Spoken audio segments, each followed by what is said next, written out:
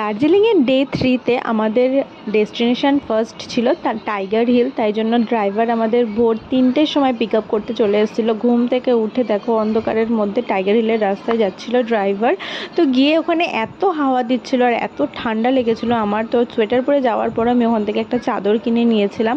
তারপর অনেক মেঘ করেছিল, ভাবলাম যে হয়তো দেখাই যাবে না সূর্যদেবকে, কিন্তু না, তারপর আমাদের নিরাশ করেনি। আমরা ওখানে খুব ভালোভাবে সূর্যোদয় দেখেছি।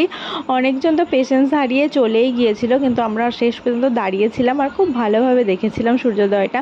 তারপর আমাদের রক গার্ডেনের দিকে গাড়ি এগিয়ে চললো। রক গার্ডেন জায়গাটাও অনেক সুন্দর ছিল, একটা পাহাড়ের মাঝে ছোট্ট ঝর্ণা, ওখানেও দাঁড়িয়ে আমরা অনেকগুলো ছবি তুলে নিয়েছিলাম। তারপর ফেরার পথে আর একটা টি গার্ডেনে দাঁড়িয়েছিলাম, নামটা আমার ঠিক মনে পড়ছে না। ওখান থেকে আমরা এসেছিলাম বাতাসিয়া লুপে। বাতাসিয়া লুপ জায়গাটাও অনেক সুন্দর, ওখানে স্পেশালি একটা টয় ট্রেন চলে আর ওখানেও অনেকগুলো দাঁড়িয়ে